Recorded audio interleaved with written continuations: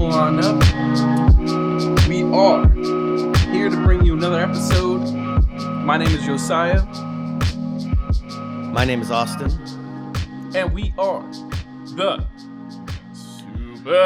Super Cinema Bro.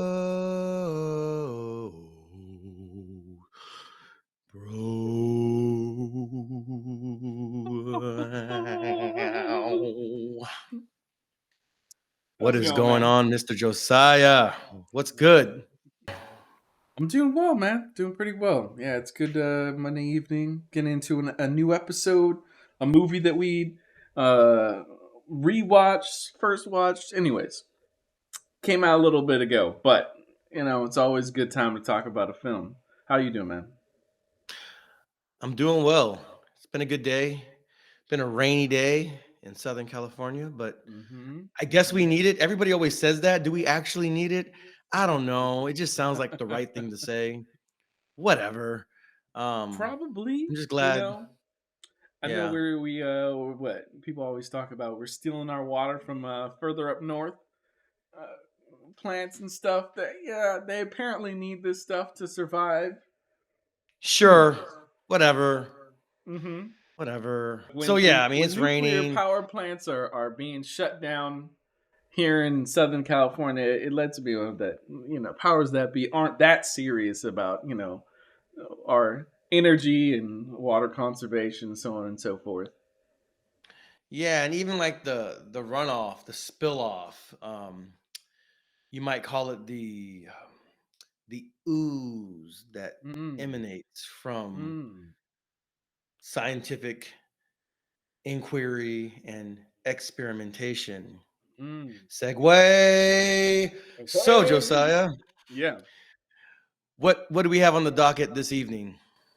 We're talking about a little indie film called Teenage Mutant Ninja Turtles, Mutant Mayhem. Film that came out this summer, this past summer, and Nickelodeon apparently in the movie business after having acquired and had an IP for well over a decade. They've done series, but now this is a film. I think and they've made movies before. Yeah.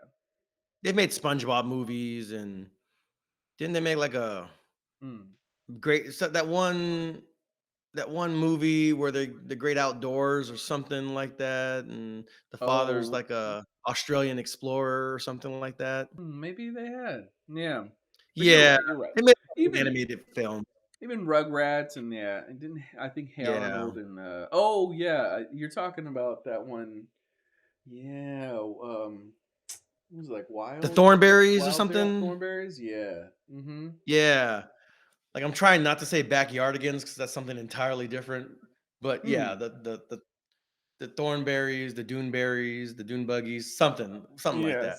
Yes. Anyway, they have produced or released or distributed this movie.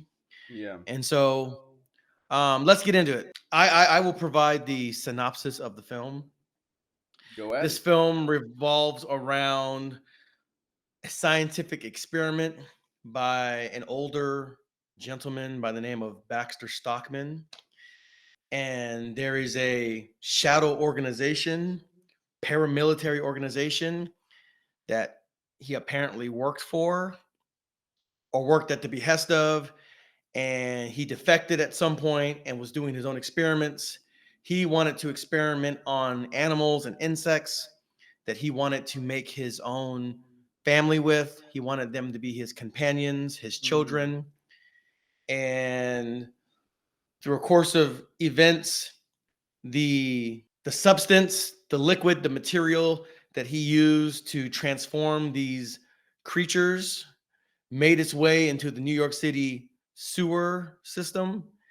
And it just so happened that some baby hatchling turtles started walking into this ooze, if you will.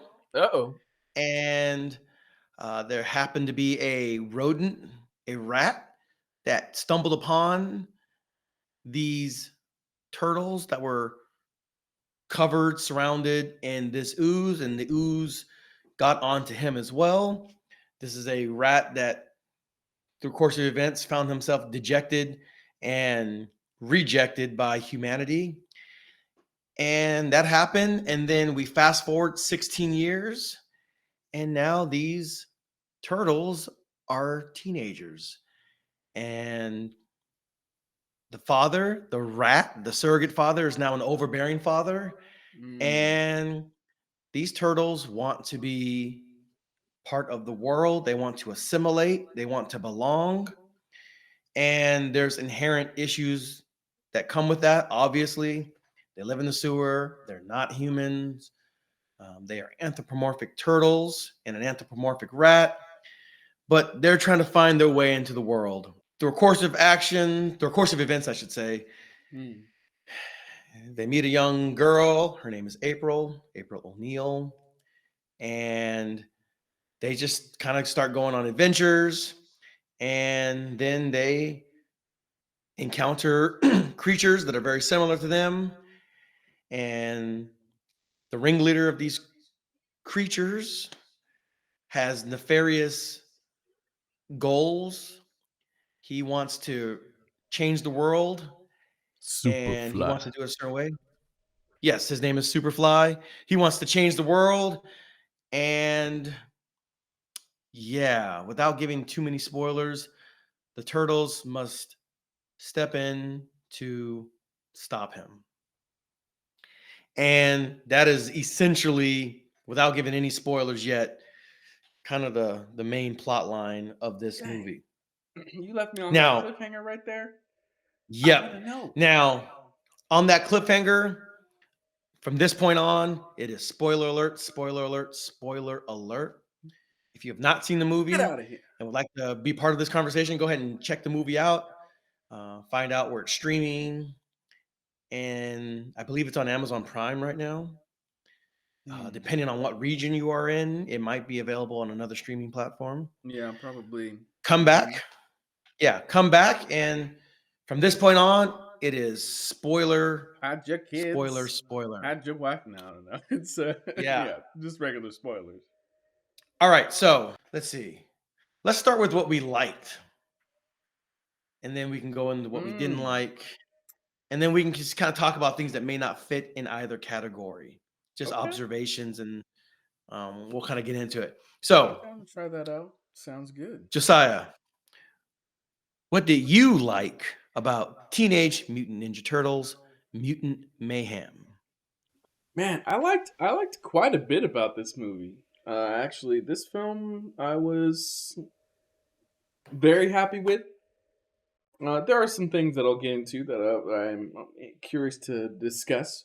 But as far as things that I like the most about this film, I think the fact that they wound up casting kids that are actual teenagers, and not only did that, but it sort of took advantage of that element. I'm not sure how much of the film they wound up letting the kids sort of like either riff off each other or improv, but there's a good amount of moments in the film in which that is achieved. Some of it sure does feel scripted, but I thought overall it did a really good job of truly establishing these characters as teenagers, as brothers that had grown up together, had all these idiosyncrasies and interesting dynamics and interactions. So I think it was pretty effective in getting that teenage element across to us.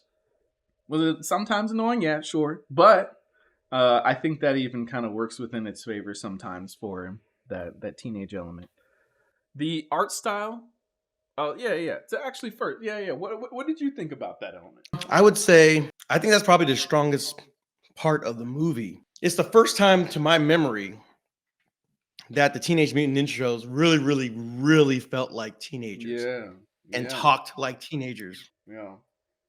Yeah, there's like almost a real like immaturity that is characteristic of teenagers that I've never seen in any other iteration of. Yeah, sometimes it maybe be like Michelangelo that feels sometimes the closest to being a teenager because he's typically like the fun and like energetic, sort of youthful and even kind of like dumb one. But yeah, this film, yeah, like there's several scenes in which they just kind of let the story kind of trail off in the background because and just let the characters interact with each other. I'm thinking about the scene obviously where yeah April is like tracking them and they're breaking down their plan on what they're gonna do, and here they're just kind of like they're getting caught up in just a few words and sort of like vibing with it and saying it over and over and just like joking with each other, and she's like, I don't think this is gonna help anybody like you, and they like pause and then they go back into doing the Just same doing it, thing. yeah, Uh-huh. right. Side note for those listening at home: if you are recording a podcast, it is probably not a good idea to eat Girl Scout cookie Samoas because it will stick to the back of your throat and you will have a hack attack. We now return to our regularly scheduled program. I agree. Yes, I'm eating Girl Scout cookies Adventurefuls. Please nice. hit up for a sponsored opportunity. We would love to That's the talk to white you. box. My box is on that perp perp. Yeah. All right. Uh-huh. So yeah, I think that's the strongest part of the movie, the dynamic between a bunch of goofy teenagers. Mm. Because that's what goofy teenagers sound like. Mm-hmm. And yeah, I think that is the most sincere aspect of the movie. This movie gets into some super fantastical stuff that happens later on, Definitely, yeah. but I mean, it kind of goes all over the place. And there's things Mm-hmm. that like, you know, require you to completely suspend disbelief, Definitely. especially at the end. But before we get to all that, like Mm. just at the core, you have an overbearing father who is voiced by Jackie Chan, and you have a bunch of kids. I don't know who these kids are, but they did a fantastic job. Again, like you're Yeah. saying, Michelangelo, Mikey was like the goofball. You know, he was the whoa, totally tubular. Like he was like the surfer dude of the four turtles Of the franchise, yeah, leading up to now, of the especially. franchise. Yeah. Yeah. And so as far as that's concerned, you always had Donatello, who was like the brains of the operation, and you always had Leonardo, who was the leader, and you always had Raphael, who was like the rebel without a cause.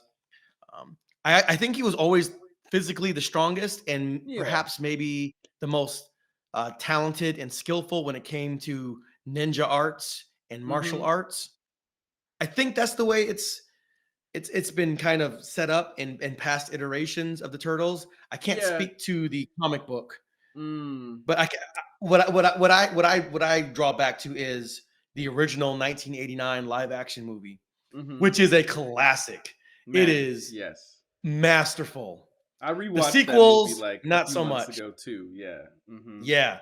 That first movie, if you were like 8 years old, like I was, or 7 years old, and you saw that movie, bro, I mean, Mm. oh my goodness. World That movie changing, was, man. oh my gosh. Between that and the original Batman, bro, forget about it. The 80s, forget about it. That and Dick Tracy, Dude, stop it. we were feasting at that time. Yeah, yeah, yeah. Y'all don't know what it is to live. Anyway, anyway, um, yeah, and it's funny. It was like their youth and their immaturity was juxtapositioned by their enhanced physical strength and their resilience. You know, they can take punches, they could punch out adult men, Yeah. and Mm-hmm. they had a certain prowess. Now, they did something in this movie which technically makes sense. Essentially, they learned martial arts from watching like martial arts instruction videos or TV show or something like that. Yeah. Now, again, you have to kind of suspend disbelief to believe that they would actually get that proficient and skilled doing that.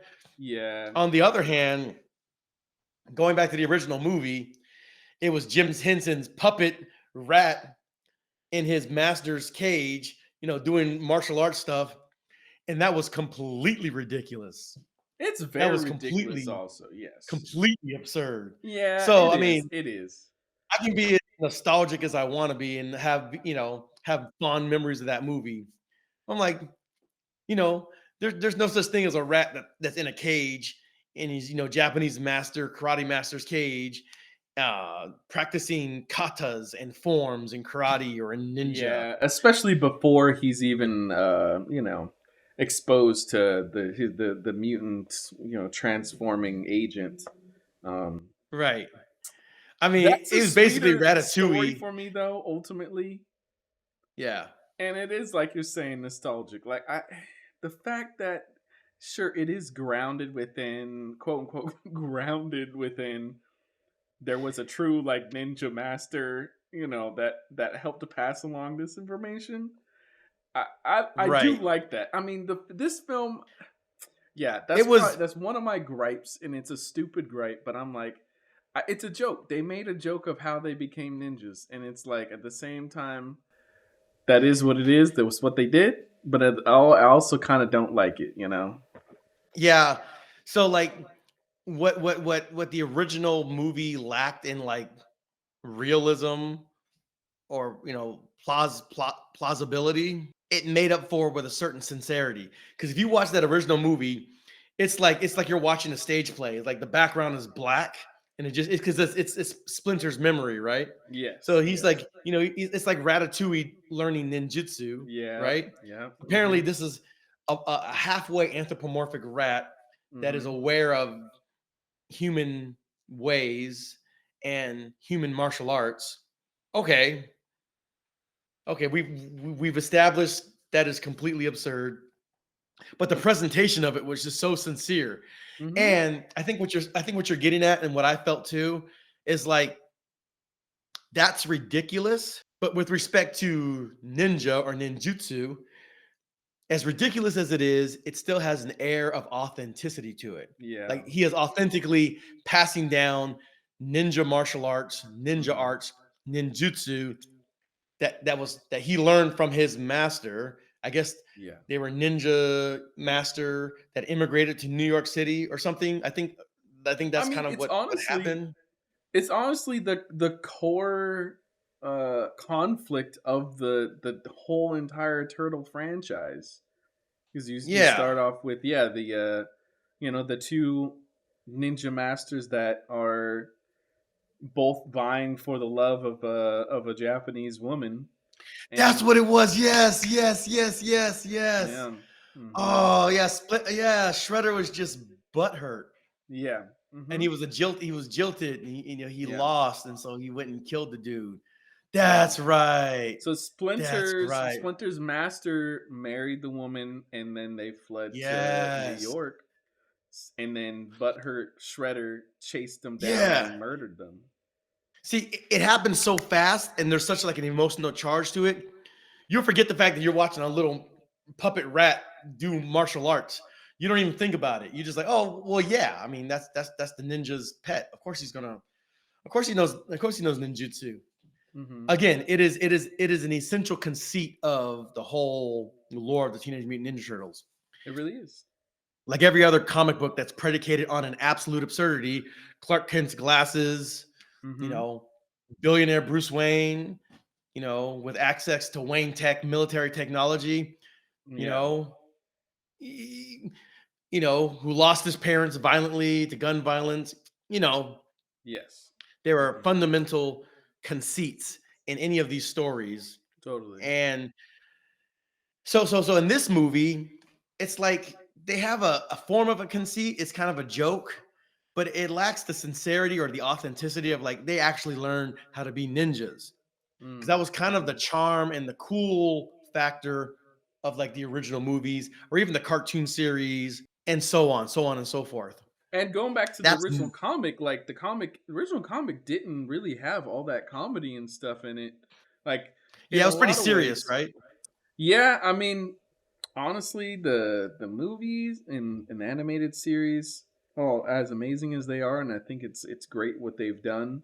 Yeah, they took a big turn from like the seriousness that the original comics were trying to maintain. Like this was the era in which like Frank Miller was doing Daredevil and like Batman and like bringing seriousness to those characters and stuff, and people were like trying to emulate that. So I Right. think it's There like, was a grittiness. Yeah. yeah, it's like it's almost sad that some of that root is gone for this film, but it has its own things and it's trying to do its own thing. So yeah, continue on. Yeah. So it was mildly disappointing in one respect, like, oh, they just learned from watching, Kung Fu Bob or whatever. It wasn't even Hmm. really like ninjutsu, you know? Nah. Again, even in like the sequels, particularly like The Secret of the Ooze, the second live action movie, there were scenes where like, oh, remove all these bells, as many as you can in 30 seconds. You make a sound and you fail, you know? Hmm. And you know, and then like Raphael helps him, secretly, like it was like a real thing. Like to be a ninja was a real thing. Yeah. And that's just missing in this movie. They're just Hmm. basically all, teenagers that are basically ballroom brawlers that have superior physical strength, agility, reflexes, and all that stuff.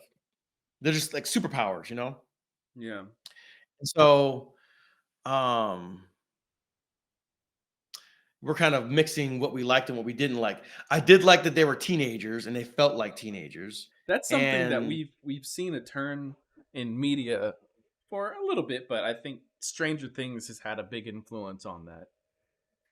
right. And again, the biggest influence on all that to me is basically this was Seth Rogen's baby. Seth Rogen of, Knocked Up, of Super Bad, Hmm. Pineapple Express. He's the guy that's kind of helming Invincible on Hmm. Amazon Prime. This is his baby. And so, I mean, he was one of the writers, he's one of the executive producers. And so much of this is like the clean, toned down version of who he is as a person and how he Hmm. was as a teenager. Mm. So, and that's fine, like this is his time. And yeah, he's making interesting movies and, a lot of interesting content. Yeah. So Anything else that you liked about this film? let's see. Yeah. So let me focus on the things I liked. I mentioned one thing I didn't like because it kind of ties in, but I I liked that there's there's a central drama. I guess ultimately I like the art style. I generally favor more like realistic or cleaner lines and all that stuff. But this Hmm. worked for the art style worked for the film that they were making. Yeah, And it so definitely does. this is a tiny little thing. Raphael has size. Now, if you watch the original animated series, like he barely ever uses those size because if you use the sai, you will kill somebody. Yes. You stab Uh-huh. somebody, you are basically harpooning them. You're creating a gigantic gaping wound, and you're going to bleed out to death. Mhm. Mhm. It's the same reason why they like Michelangelo in the original series used like a grappling hook and stuff. He didn't use nunchucks because if you use solid nunchucks and you hit somebody on the head, they're going to have they're going to have Too internal hurt. bleeding Yes. and they're going to die. And this Most is a show for definitely. kids. I mean, you even notice that in the second movie, they toned down the violence and they made it a lot more campy and comical, like Secret of the Ooze. Mm. They toned down the violence like way down. Oh, really? Yeah, I And haven't seen that one in a long time. yeah, I mean, it went from Raphael getting jumped by a bunch of foot soldiers on a roof and falling through the roof to just a bunch of silly, campy stuff. You know what I mean? And Yeah. so, That yeah, I is mean, a it's like, big all right, we got difference. to market this to kids. Parents don't want this to be too violent, right? But in this movie, somehow they found a way for him to still use his size, right? Mhm. And so, I mean, there's even a joke where like it gets thrown and it ends up in Donatello's leg. It's stabs him. It's in my leg. It's in my. Oh, I'm gonna throw up. I'm gonna. That whole Yeah. thing. It was a Mhm. fun scene. You know what I mean? It was, yeah. Um. Uh, I appreciate the fact that they just leaned into the fact that a lot of stuff just does not make sense. How are they paying for all these pizzas? How are they getting all these pizzas? Whatever, April was helping them out. whatever. Once she showed up, she was definitely helping them get pizzas. Remember that surprise party that Splinter threw? How did he Uh get huh. all those pizzas? Who's paying for their cellular phone plans? How is any of this happening? The answer, whatever. It's a movie, bro. It is a movie, you know. Look, the fact that they have amazing internet down, yeah, like you're saying, down below, in the How did these sewers. turtles, as they're like walking underneath the platforms, so there was nobody on the other side of that platform that could see them with their grocery bags? How did they not get caught every other day? Yeah, The answer, whatever. It's a movie, look, bro. the people are watching Ferris Bueller. There's no way that they're going to turn around and see a bunch of turtles like chilling on the roof, coming down from the roof, watching the movie behind them. Right. It's ridiculous. Who's going to turn around in the middle of that movie? Right. So I respect the fact that they just leaned into the fact that a lot of this stuff, if you try to like make it make plausible sense, this is going to be a 3 hour long movie and it's not going to be any better for it. Yeah. You know what I mean? That's a Again, good point. That's because this movie actually, I think, gets in and gets out. It's what, an hour and 40 or something like that. something like that. Yeah, it gets in and gets out pretty quickly. Yeah, And that's another thing I'll say. It doesn't waste a whole lot of time. And so yeah, I kind of feel that a lot of this, I don't know when production of it started, but I mm. feel like Spider-Verse played a big role, like just kind of like tonal, thematic inspiration.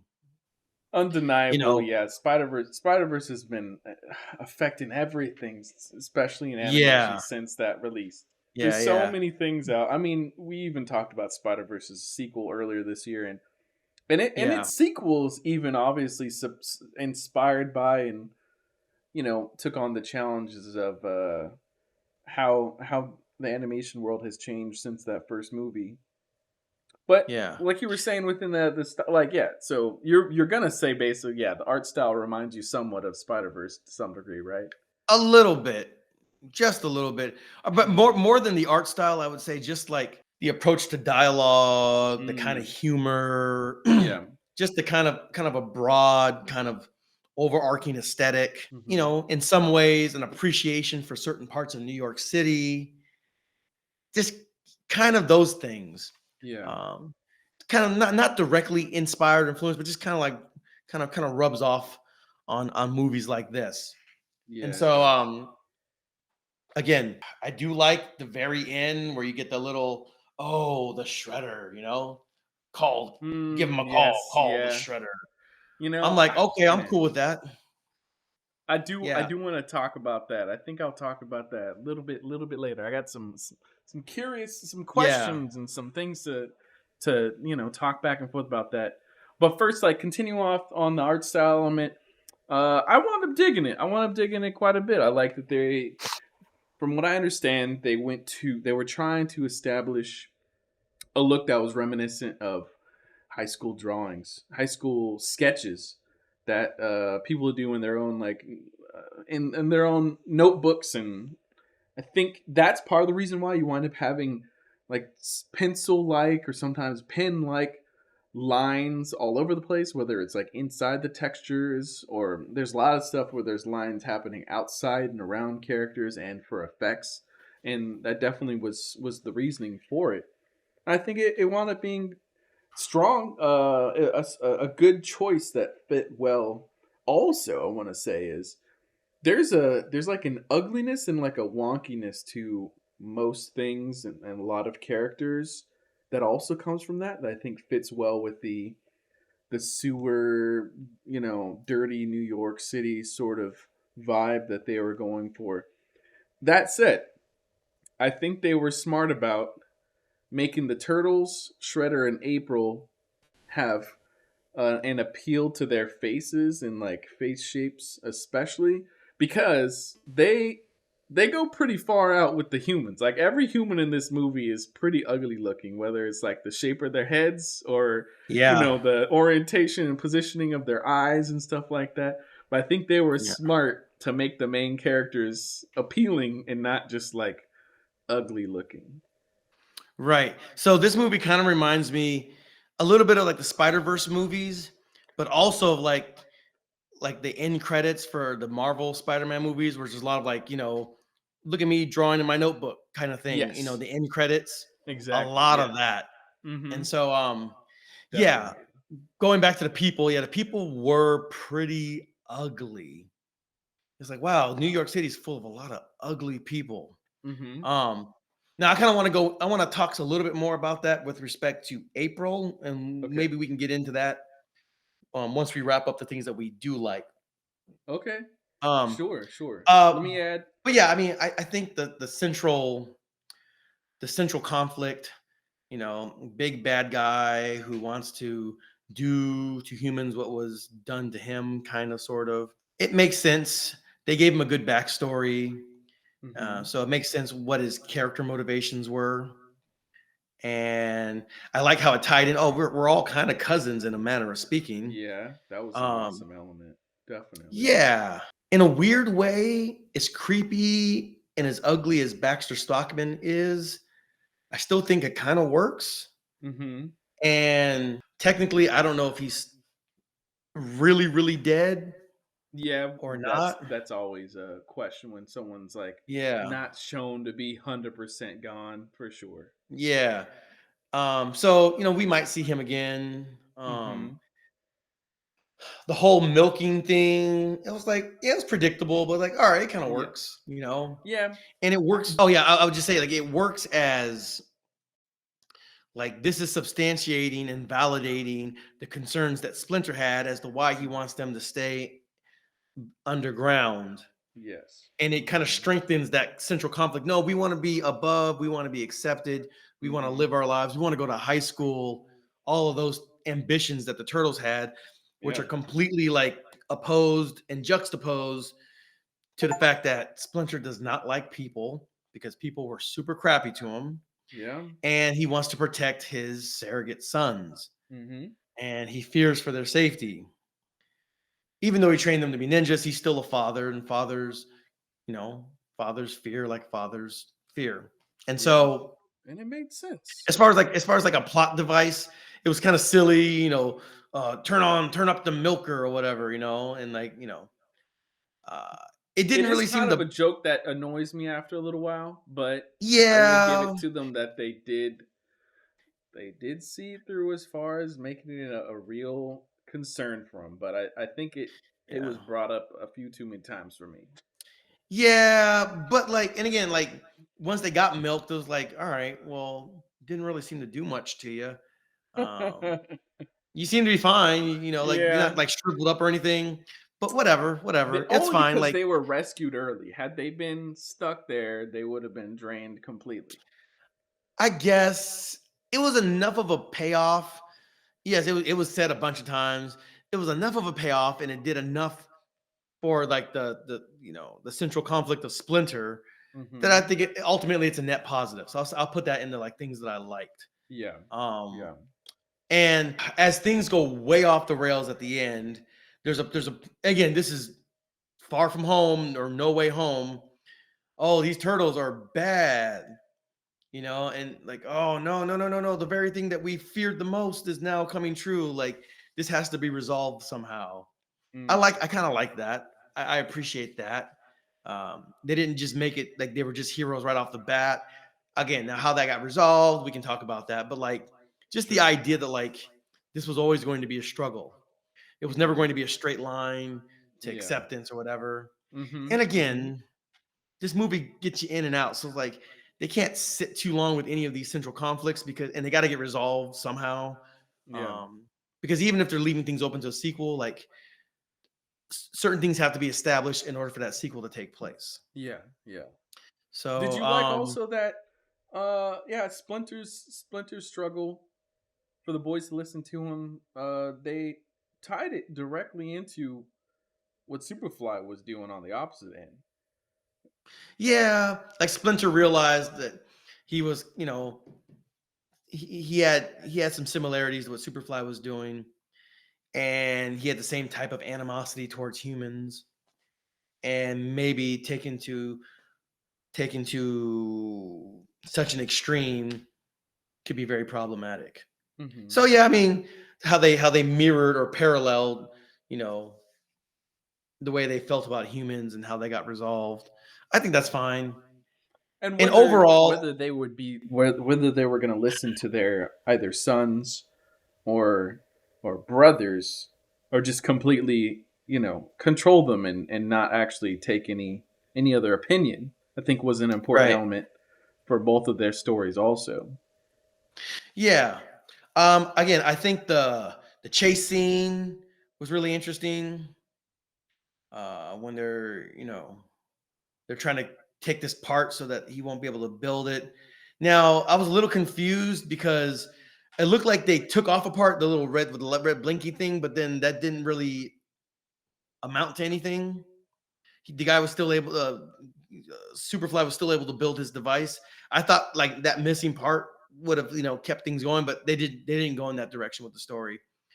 It's not the biggest deal. It would have had to have been resolved somehow, some way. I wish they, you know, cleaned it up a little bit in terms of the story and how, like, if you're going to include that, you should include the resolution of it. Mm-hmm. But it's whatever. Yeah. Again, this movie gets you in and gets you out. Yes. So Yes. I appreciate that fact. And yeah, overall, all like the voice acting overall was pretty strong. Uh, in particular, the four turtles, the four Mm-hmm. teens, but like all the Mm-hmm. voice acting, all the performances were good. Yeah, they And so, were. I especially liked Ice Cube in here as Superfly. I think that was the casting was right and his performance was real cool. yeah, so I'm down with all of that. So I think that wraps up like the things that I liked. Well, let me ask you this also though. I mean, were you happy to have had the rap and hip hop element of this and so present in this film? Yeah, I think it matches, it tracks tonally. Birthplace of hip hop is New York City, so for Yeah. there to be a Yeah. lot of hip hop in the movie, Mm-hmm.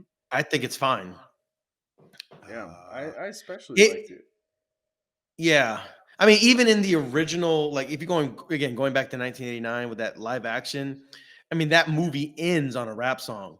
TURTLE power teenage mutant. And then, I think somebody's Yeah. rapping, you know, it, it was dope. It was like this like kind of hardcore at the time. This is before gangster rap. This was like 1989. And so and again, like the original source material is pretty gritty. Yeah. It's pretty like classical music would make no sense in this movie unless it was like a Mm-mm. joke, you know?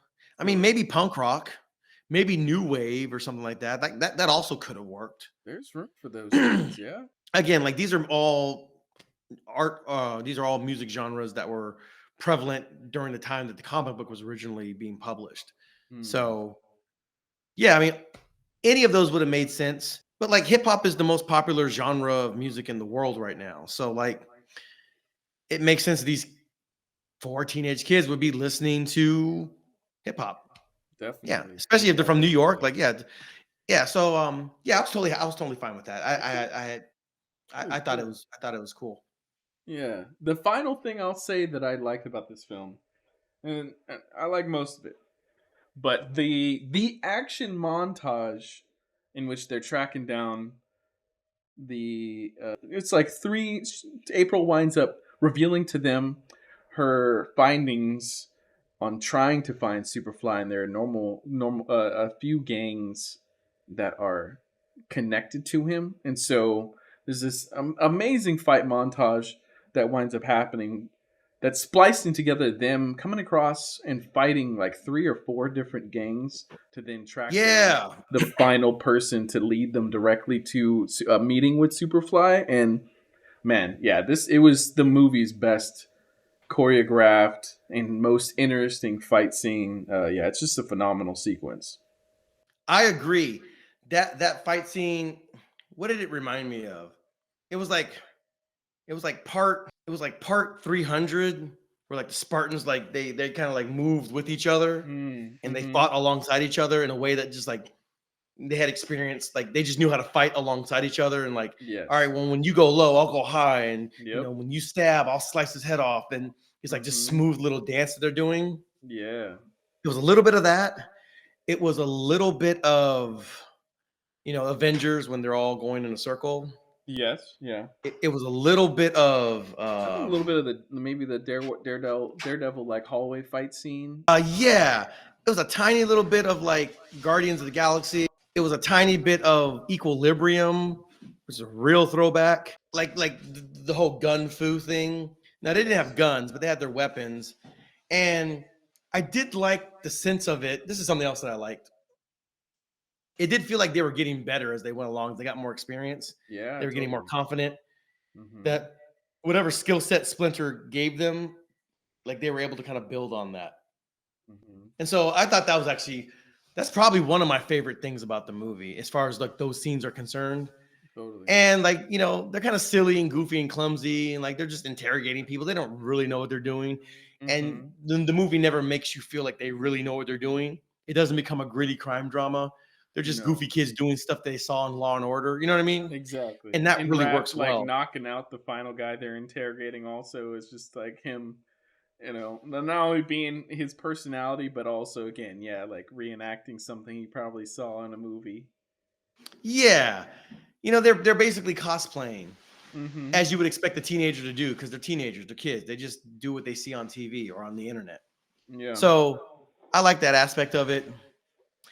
I thought the okay, so Leonardo in the beginning, he snitches on everybody because he can't help himself, Mhm. and then they all end up in bed, and it's like they're mad at him, but like he's still Leonardo, he's still the leader. They're not really surprised that he snitched on him. They know how he is, they know what he's all about. So like they don't Definitely. stay mad at him. So I thought that was kind of cool. But like they were all like they're all in their own like little huts or little Mhm. sleeping areas, little tents, little forts that they made. And Donatello's got his headphones in, or whichever one had their headphones in. They're all just looking at their tablets or their smartphone. They're just doing things that kids do. Exactly. So like just those little touches, those little instances make it feel like it's sincere, make it feel like you're actually dealing with teenagers. Mhm. And so yeah, I really like those little touches. I thought that was done really well. And yeah, I think that pretty much covers most of Okay. what I liked about the Yeah. movie. All right, time to All right. trash this movie. Yeah, let's go. Mhm. What All are the right. What things that what should be thrown in the dumpster? Okay, so my biggest gripe with the movie is ultimately with April Mhm. O'Neil. Okay. That's my biggest gripe with the movie. Okay, so the girl that does her voice, she's on a show that I love, which is The Bear. It's on Yeah. FX. Mhm. That show is amazing. She I plays believe her like the sous name's chef. Ayo Edibiri. Yeah, she has a Nigerian last name. I believe is Yeah. Nigerian. Mhm. And lovely actress. Um, she does the awkward black girl thing really well. And this Definitely. isn't this isn't a critique of her. This is a critique of Hollywood and just like, all right, I get it. Black girls can be nerdy too. Like, okay, thank you. Like, I get it. Like, Mhm. we're black. We didn't need white people to tell us this in the first place. Mhm. But it's news to everybody else, I guess. Whatever. Here's my issue with it. It's a huge departure from like the April O'Neil of both the comic book and like the animated series and all this stuff. Number one, it's an adult. I know there was some talk about her ethnicity. Now, some people believe that, like she was darker skinned because of the way that she was drawn in some pages of the original comic book. Mm. I think that was cleared up. I think she was like kind of like maybe kind of like light skinned or olive skinned. She wasn't fully black, but she wasn't blonde with, blonde hair, blue eyes either. Yeah. And so I know people have strong feelings about like race swapping characters and stuff. I hear them. I can understand them a good amount of Yeah, times. to an extent, like it's it's like um it's like people complaining about stuff being woke, right? Sure. Like on one level, I can appreciate where they're coming from, Mhm. but depending on who's saying it, it's like, yeah, but your reasons for not liking it, I probably wouldn't agree with. We are probably not simpatico. We might have a superficial agreement that certain specific forms of what is called wokeness can be annoying, obnoxious, insufferable, hollow, and superficial. Like I can agree on a certain level, but like I don't know. It's just like I can't read people's minds. I don't know people's hearts. Blah blah Yeah. blah blah blah. Disclaimer, disclaimer, disclaimer. But it's just like I don't know. This is kind of a side tangent. It's like you may have a fair point, but you may be making this fair point because you just don't like black people anyway. You know what I mean? So That like I could kind be of don't want to relevant. be like I don't want to come across as like if I'm on your side because you're probably not on my side. But we might Mm. on this specific thing we might agree tangentially. You know what I mean? Yeah. I And mean, look. so So in media, it has been very common as of the last 10 years or something. Maybe it's happened before also to change a lot of characters into minorities, especially when it's at Disney bringing forth live actions or it's right, not even just Disney, but so yes, it has been in the zeitgeist of our culture that yes, right, there's a character that was this race, and now we've changed it for is an arbitrary reason. These are the reasonings for right, just finding the best actor, best actress for the role. Is it to broaden, quote unquote, broaden the reach of their film? Like, there's a number of reasons right, why it's happened, but I can say though personally, I can't think specifically in my mind of an instance in which this has happened, and it's like it's been phenomenal. I'm like, oh man, I totally understand why they changed the right, ethnicity of this character and why this is even a part of the discussion, of the character of the work. Even I mean, it seems to be most of the time. More recently, it's been that it's been brought up right, because it's been a change, but like I can't say that anybody has said like, oh, this was an amazing change for these reasons. Like, right. Yeah, it's not like black folks are asking for these changes. It's mm-hmm. like it's like white lefty progressives, do-gooder white lefty progressives, self-important white lefty progressives that are making these decisions. And then like, if you criticize them, then oh, I guess we're offending the right people. It's like, oh my gosh, Mm. you people are so nobody Yeah. likes you people. You don't even like yourselves. Like nobody likes you. Nobody Mm-hmm. likes you. Again, Mm-hmm. like the differences between people on the far left and people on the far right, like the differences are like razor thin, Yeah. right? Like Yeah, totally. ideologically they're different, but in terms of like nobody likes any of you people, like Yeah. Yeah. okay, so so So so with so April, going back to April, yeah. April to me is like it's like it's her, it's Io, and the characters that she's been playing, like the quirky, awkward black girl, which is kind of an extension of the whole Issa Rae thing. It's like, black people can be awkward too. I'm like, all right, yeah, like again, I never needed to be reminded of that. Like, Mm. duh, water's wet. Yes, yes, I know that black people aren't a monolith. Like, I don't know who needs to know this. I don't know. Okay, again, for those of you who don't know, like we are two black men. Like, yeah, a black girl that's nerdy and quirky and awkward is it's whatever. Like people are people. People, This yeah. in and of itself is not particularly interesting, you know.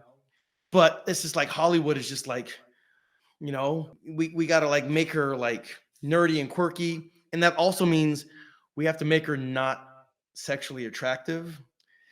Again, if you look at any representation of April O'Neil in the past, she's always been like a moderately pretty, you know, like a solid California 7, let's just say. Mhm. Right? Mhm. Yeah. And so like the idea that like it's like we can't just make her like if they made her like a hot black girl or a decidedly attractive black woman, okay, again, it's still kind of like, okay, well, race swapping, but okay, but you're still keeping consistent the fact that she's, moderately attractive, right? Mm-hmm. But then like they Mm-hmm. just go and like, like let's just make her like extra kind of like frumpy, right? Yeah, I get what you're And saying. It's the yeah, extra layers like that okay, had you just changed the character's ethnicity, fine, do it. Was it anything important for the character to begin with? Maybe not. Is it anything important after this decision has been made to change the character's ethnicity? Maybe not. But the fact right, that they do tag on some of these other things, it's like, oh, now the character's awkward. Okay, that was not the way she was before. Fine, you're gonna make her awkward. But then also, yeah, oh, now the character's actually not that right, traditionally attractive either. right. That I mean, small thing. The turtles still find her attractive, but yeah, I can't even go down that thought line Yeah, very well either. So yeah. Now, in fairness, as we've already said, like everybody in this movie, all the humans are ugly. yeah. That's just kind Mm-hmm. of the art style. So Mm-hmm. she's not any more ugly than anybody else. But again, compared to what she's always looked like, Mm-hmm. and in most Mm-hmm. iterations, she's a white woman, right? Just a straight, like plain Jane white woman. Yeah. Um, Redhead. this, I mean, yeah. So that's weird. And then on top of all that, it's just like the way that like the degradation of who she is, like Hmm. let's watch her puke and barf up a bunch of like that was not a thing. It's Mm-hmm. like, oh well, well, she's a quirky, awkward, nerdy black girl, so she's got to do quirky, awkward, nerdy things, and some of these things got to be really gross for some reason. I don't know why. Why do we have to do this? We don't really have to, but we're making a conscious decision to do this. Why is this necessary? What does this add to the story or the plot or the Mm. character development? I mean, they used it for character development, but They did. not really, because she's still like, even when she was like, doing the big news thing, she's still blowing chunks. It's like Yeah. this. I I I don't mean, it's like I don't like it. it's tough when it's a joke at the same time. So it's like it is It's plot not a funny development. joke. It Yeah. went on too long for me. Um, Yeah, it wasn't funny to begin with, as far as I'm concerned. It yeah. didn't need to be part of the story at all. Mm-hmm. And they just kept coming back to it. I'm like, oh, all right. Mm-hmm. All Mm-hmm. right. Um, so that was weird. Again, the end, like, okay, so my biggest complaint and my biggest thorn in my side with this movie is just the whole characterization of April O'Neil. Again, I understand where people are coming from, especially if you're like a fan of the source material and you don't like superficial for the sake of it, like race swapping, Yeah. like, and I'm not asking, like, I don't know any black people that are asking for that, or No. non-white person that's asking for these changes to be made. Um, this is like a self-important white lefty liberal progressive thing that they like to do and feel good about themselves for doing it, Mm-hmm. right? Mm-hmm. And then gaslight everybody who complains about it and write them off as racist or Yeah. homophobe or like what did Dave Chappelle, like, they like to make up words to win arguments, that kind Yeah. of thing. Uh-huh. It's just, again, nobody likes these people. They don't even like themselves. They are always only one ideological purity test from, being quote unquote canceled or discarded or whatever. I And mean, so, let's not act like these are true ethical or potentially even like moral questions that they have within themselves that they're trying to change or acknowledge. It's all business decisions. yeah, They want to be it's seen all, better in yeah, the public and received better in the public, so they make these decisions for yeah. business reasons. It's all incredibly cynical. Yeah. And yeah, so like, yeah, I'm not a fan of it. And again, I'm not a conservative. I'm like, if you're listening to this, oh wow, he must love so and so. He Yeah. must watch so and so news network. Hmm. I promise you, I don't. Yeah. All right, guys. Remember, come back to the Turtles episode when you want to know our political Yeah, standing. whoever you like, makes me want to puke my guts out just as much. I Yeah. promise you. Yeah. Definitely. So yeah, it's just again, when I think about April, I don't think like she was doing smart things, that she's interesting. All I see is that green puke coming out of her mouth. It's like that's my lasting memory of her character. I know. And again, that's a disservice to Ao's voice acting, which is really good. And I think she just won a Golden Globe for her performance on The Bear. Incredibly well deserved. Like Yeah. I'm not crapping on her like at No. all. I don't know if she'll ever hear this, but I'm like, she did a fantastic job as far as reading the script that they gave her and giving life to April as she was characterized. My issue is not with her at all. My issue is with just the bigger decisions by the writers and the producers to like nobody else was throwing up and puking their guts out except the quirky black girl in this movie.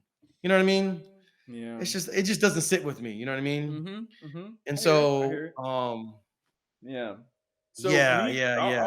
I'll add on to like the couple things that made me unhappy within the film. So one may be ironed out with what happens in the sequel, but it's both interesting and kind of surprising that the turtles wound up actually like fully getting what they wanted to be high schoolers, to like be integrated into society, like all of a sudden for everybody as of right now, everybody to seemingly have like turned and embraced them and helped them and seen them as good, which again flies very opposite, which I get. Maybe this is just what they want to do, and I've accepted it as like this is the alternate telling. We've had original versions for a while, but yeah, like they're in the public. They're even stepping away from like being ninjas and stuff. So I'm curious to see like what will happen for the next one,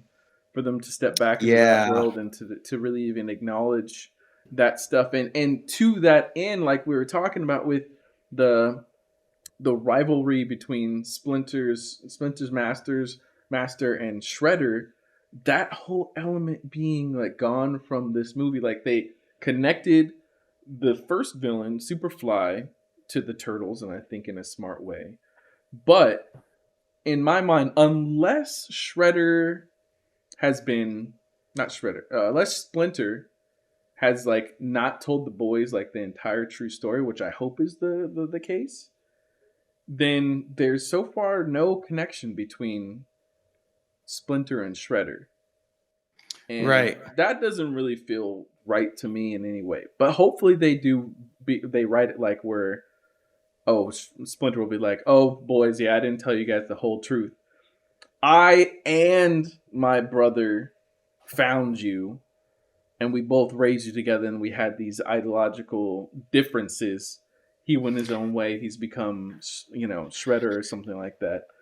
I just Yeah, want that's there to that's be a some deeper connection. yeah, that's some pretty substantial like MacGuffin retconning, but like they may have to.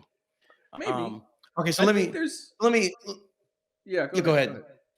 Oh, Oh, no, okay. I was just I think there's some small grounds for that because Splinter, he kind of didn't always tell. What was the moment where there was a moment in which he was like he told the boys one thing, but it was like, oh, actually, no. He kind of like sometimes like walks back his story a little bit. I forget the moment where it wound up happening.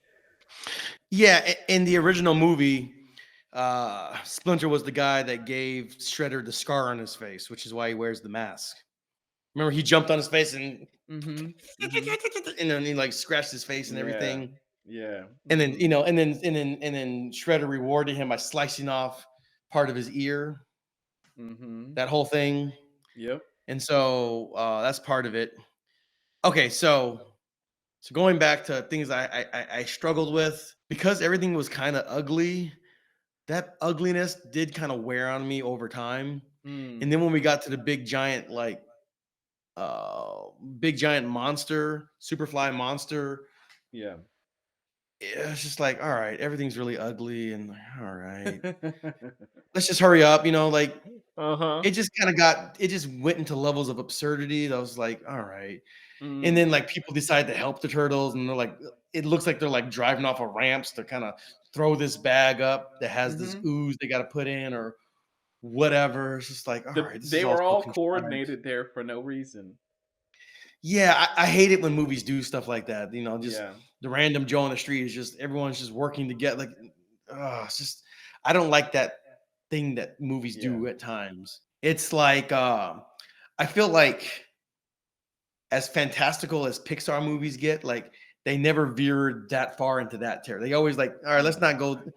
let's not completely jump the shark, so to speak. You know what I Yeah. mean? Because it feels Um, like the writers are starting to just hand things to the characters and just advance the yeah, story. it's just lazy writing. It just gets like it just gets so magical and fantastical. There's like, Hmm. all right, well, anything can happen at this point. All right, April, she's giving the news. Now she's telling everybody the truth. And like, Hmm. all She didn't get right, immediately like taken out of that seat. Like she just right. got Like, left there okay. after she Yeah, I was like, all vomited right. as well. It's like, all right, this movie's got this.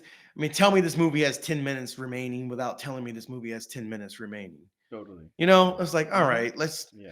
let's just all right, things are just happening to happen. It's all Hmm. arbitrary and contrived, and you know what's going to happen. So let's just hurry up and get to it. It gets so absurd that's like at a certain point, it's like it doesn't even matter Yeah. how things get resolved. You just know they're going to get resolved. Hmm.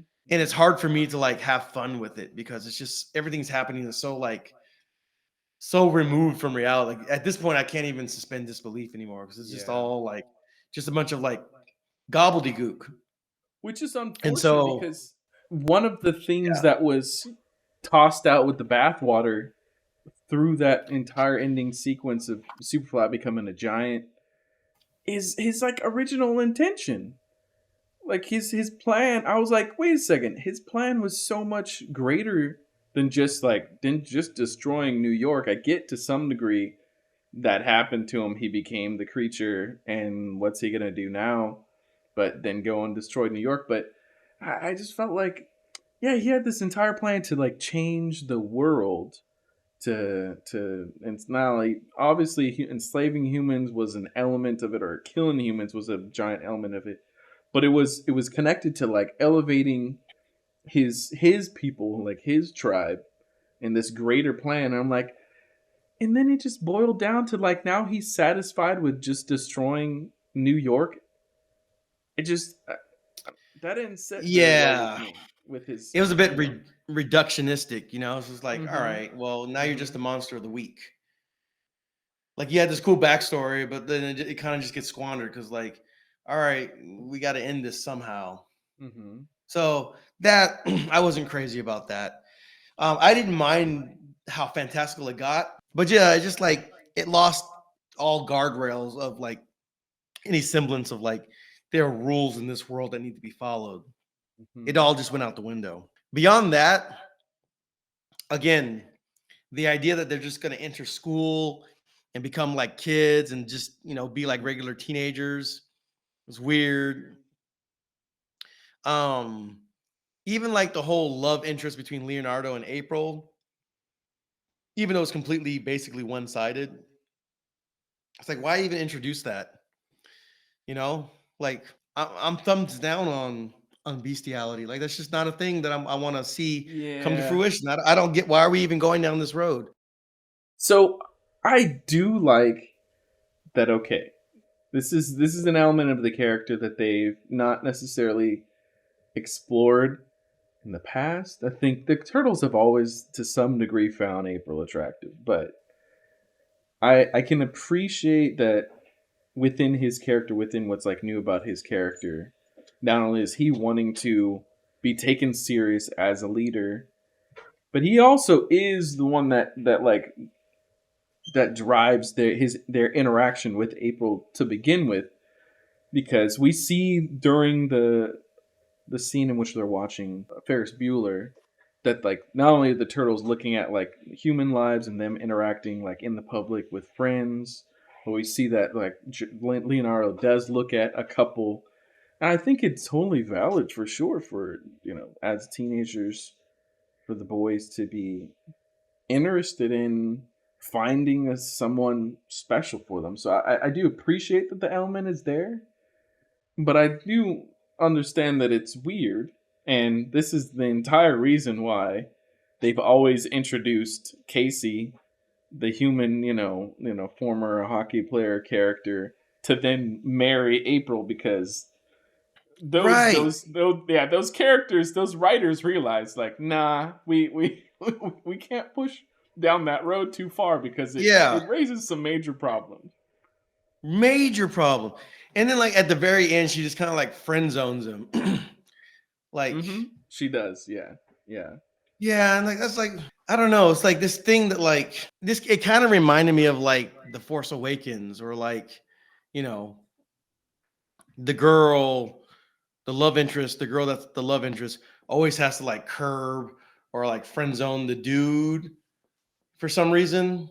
Like it's just a thing that always seems to have to happen. It's like this weird trope now. I'm like, all right, like, and it's not even all that meaningful in this context. It's a turtle. Like, I don't know. It's just I'm just like, They're can we do bringing up a can we do topic that other they can't things? even tackle all that well. Like, so it's like, yeah, okay, introduce. Look, they have Shredder stupidly, Shredder Splinter stupidly interested in like this other mutant, but at least they have mutants, Oh I guess. yeah, that was so gross. Like, I I know, mean, right? they know it's gross, but like, Yes, that's why they're why are doing we it. doing this? Like, why Mm-hmm. are we doing Mm-hmm. any of these things? It's like Really I thought it's this like, yeah, they're setting this up for another movie, setting a number of these things up to explore in either a series or another film. So, look, if you're gonna have Leo interested in a relationship, like, don't do him dirty by like having him get friend zoned because as writers you have to write. You can't endorse what that is.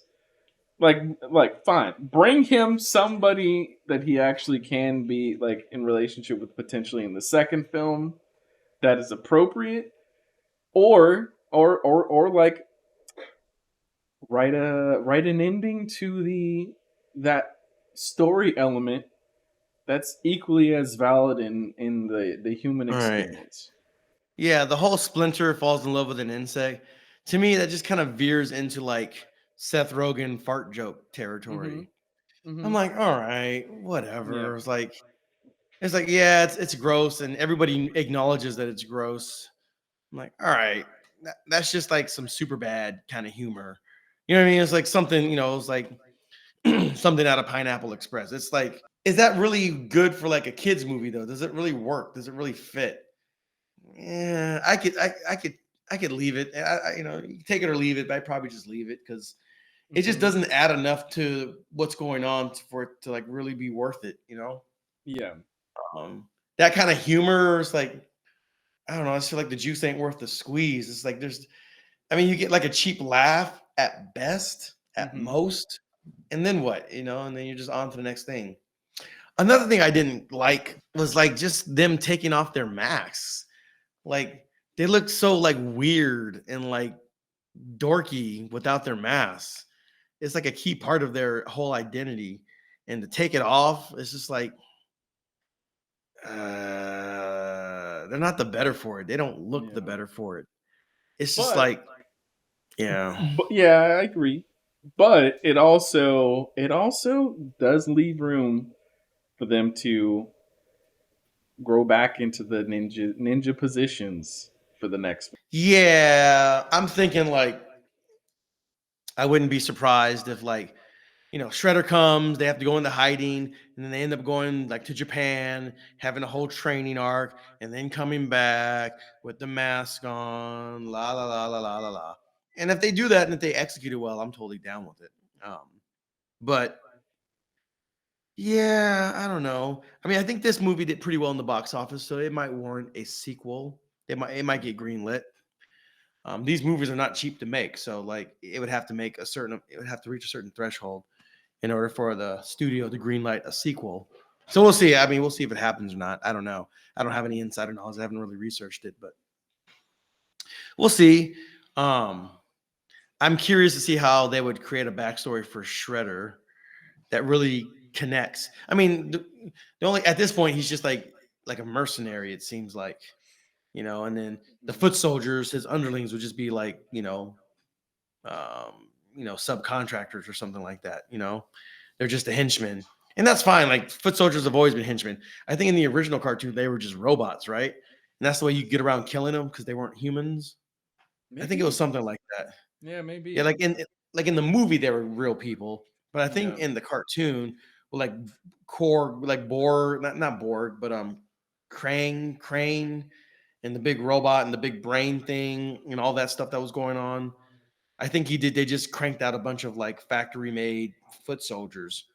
That Hmm. way, well, and there's the you can just create all, it's like what they did on the 4 Kids version of Dragon Ball Z. Like nobody died, they just went to the next dimension. It wasn't hell, it was the home for infinite losers, and they went in and digitally painted it. You know what I mean? Yeah, It's I that forgot kind of about that. thing. Yeah. Yeah. I can never forget, man. It's like Uh-huh. haunts my nightmares, I don't bro. think I watched enough of the 4 Kids Dragon Ball Z, but I kind of do remember them doing Yeah. stuff like that. It's I brutal, dude. It's definitely remember brutal. Sanji, with the lollipop in his mouth. Yeah, yeah. One Piece, 4 Kids, yeah, yo, Luffy. Oh gosh, it's bad. It's bad. It's really bad. Um, so yeah, I don't know how they're gonna like do all that stuff if a sequel gets made. So we'll see. Mm. I don't know. Overall, like, is this a film you would recommend to people, or like, what are your feelings on recommending it? Who you would recommend it to? Who you wouldn't? Just kind of like, what are your thoughts on that? Overall, I do like this film, and I know, yeah, we did speak a number of things about what I did not like about it, but I actually found it to be my favorite animated film of last year. I like this as like a standalone, which is obviously not going to be a standalone story. And on the other hand, I also do like Spider Verse. It was a little sad that this movie didn't get nominated, but that's totally fine. Yeah, so I think if you're at all interested in the Turtles franchise, I think if you're wanting to see an adventure story with a group of young kids that are on a journey, and that sounds like the kind of film that you would want to see. I think there's a lot of fun to be had within it. I think if you're interested in animation and different art styles, it's definitely worth checking out. I won't I can't recommend it for a soaring, highly woven and touching narrative story, but there's heart within the story as well, and I think within the story there are some layers to the story if you want to find them. It doesn't end specifically highlighting those, but yeah, I think it's worth a watch. But I think you have to be well enough within the area of liking animation and potentially even liking the turtles already to check it out. I'd recommend this to any kid easily, and honestly, in a lot of ways, I think if you wound up enjoying last year's like Super Mario movie, I think you could wind up having fun with this film. Okay. I'm halfway in between whether I would recommend it or not. Hmm. Uh for just general audience, I don't know. I'm kind of half and half. I'm not sure if the positives outweigh the negatives. Yeah, I mean, I can appreciate going in a different direction or in a new direction and trying new things, but it kind of just makes me nostalgic for like older versions of the Turtles. Hmm. And maybe that's just my own nostalgia kicking in. But I'm like, yeah, man. I mean, with the exception of the Michael Bay movie, which I would only recommend, no, I wouldn't even recommend the people who like Michael Bay movies because there's better Michael Bay movies. But I mean, that's probably the worst iteration of it because the turtles looked really weird and they really didn't feel like teenagers at all. And they're fighting like SWAT team. It was too weird and dark. And yeah, those turtles look just, yeah, it was weird. Uncanny Valley was really bad. But man, like, even like the early 2000s, there's a computer animated Teenage Mutant Ninja Turtles movie, and there's multiple like 2D animated series. There's the original 2D animated series. There's a 2012, I want to say.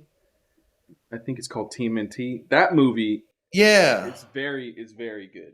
It's maybe yeah, outside of the original Turtles film, it's potentially the best Turtles animated or non-animated story that's been put out there, next to, how much you like the comics. Or right. it's more faithful. It's a lot more faithful to the Turtles and the Turtles franchise. This one very much is trying to, one, take you on an adventure with four characters that's just highlighting their personalities and their interaction with each other, and then afterwards being the Ninja Turtles as well.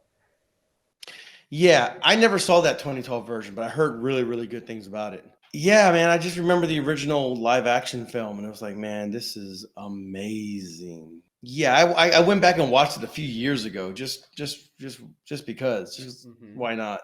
Mm-hmm. And I was like, yeah, I mean, this movie is definitely not the same movie that I remember watching as a kid, for sure, but it's still great. It's still great. It is vintage 80s, late 80s cinema. And Mm-hmm. um yeah, I don't know, like I'm not sure if like, hey, watch this version first and then watch other versions of it. I don't know. I don't know. I don't think I can wholeheartedly recommend this movie. That's all right, man. Un- unless you just like movies that just kind of go off the rails at the end. If you don't, if that doesn't reek of lazy writing to you, and you're cool with that, Hmm. all right, I guess. If you're just able to just infinitely, indefinitely suspend disbelief, even in a cartoon, you know, I guess I don't know. I mean, I wanted to like this movie, but yeah, I mean, just what they did with April's character. I just can't like. I don't want to Okay. rewatch any of that. Yeah, that's totally Yeah, fair. But who do you think would enjoy this film though? people that I don't know, man. Like, I think that outside of the major metropolitan areas of America, you have just large swaths of people that non-black white people or other non-black people that don't have like close relationships with black people in their lives, and they might be curious about how nerdy a black girl can be. This is your movie, buddy. Like, I don't know, man. I don't know, man. Like, honestly, I'm like, Man, I'm sorry. I'm sorry. April ruined this film for you. I mean, she wasn't all bad. And again, the voice Yeah. acting was good, Yeah. but just the decisions that were made about like her presentation, um, and yeah, dude, it's just I just see green puke.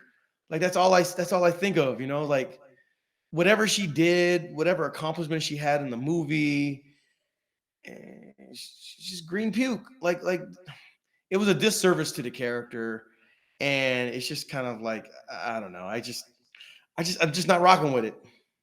Not for I me. understand. I get it. That's Boo okay. Bear. So, separate from her. Yeah, you feel like the ending, it just was wrapping things up. It just was wrapping things up, and within that, it wound up becoming messy. Yeah, and I think like just my larger kind of problems just with like the ethos of what the Teenage Mutant Ninja Turtles is and always has been. Sure. And if you're gonna change it, you need to like change it, like make changes that like really add something or make it substantively better. And I just don't think they crossed that they got to that bar. They didn't cross that bar. And so I don't think it's necessarily different for the sake of being different. I think they're definitely heading in a certain direction, and I think they have future films kind of in mind. Mm-hmm. But I don't think that what they've created um, is better than what previously existed, and I think it kind of creates more problems than it solves. And Hmm. so, just having the turtles go to high school, I'm like, I don't care if you have homework. Like, I don't care about your science. Like, I don't care about any of these things.